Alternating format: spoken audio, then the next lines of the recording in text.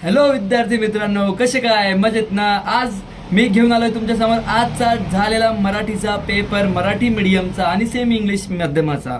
तर मी आता तुमच्या समोर पूर्ण प्रश्नपत्रिका समोर ठेवणार आहे आणि थोड्याच वेळात मी याचं उत्तरपत्रिका सुद्धा तुम्हाला देणार आहे। तर पटापट बघून घ्या विद्यार्थी मित्रांनो, आजचा क्वेश्चन पेपर कसा होता।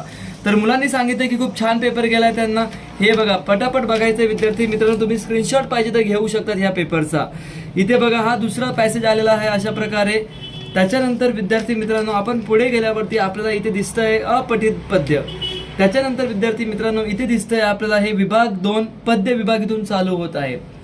पुढे गेल्यावरती विद्यार्थी मित्रांनो, हे बघा, इथे पद्य तुम्हाला पूर्णपणे दिसत आहे। तुम्ही बघू शकता कोणती तुम्हाला पोएम आलेली आहे परीक्षेमध्ये।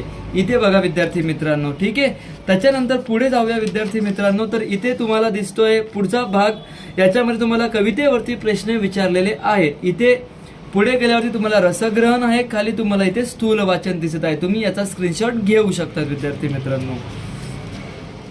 पुढे गेल्यावरती विद्यार्थी मित्रांनो, इथे बघा, भाषाभ्यास म्हणजे तुमचं इथे व्याकरण चालू झालेलं आहे। अतिशय सोपं आणि साधं व्याकरण तुम्हाला आलं होतं एक्झाम मध्ये, ठीक आहे। इथे तुम्ही बघू शकता दुसरा वाक्यप्रचार आणि शब्द संपत्ती, ठीक आहे विद्यार्थी मित्रांनो। पुढे लेखन नियमानुसार लेखन, विरामचिन्हे, पारिभाषिक शब्द हे तुम्हाला इथे आलेले आहेत। याच्यानंतर तुमची रायटिंग स्किल म्हणजे उपयोजित लेखन चालू झालेलं आहे।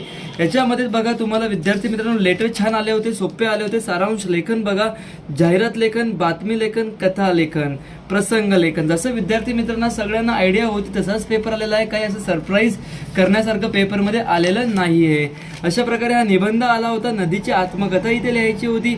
अशा प्रकारे आजचा पेपर होता विद्यार्थी मित्रांनो। मी लवकरच तुमच्या समोर याचा पूर्ण सोल्युशन आणतो आहे। थँक्यू विद्यार्थी मित्रांनो।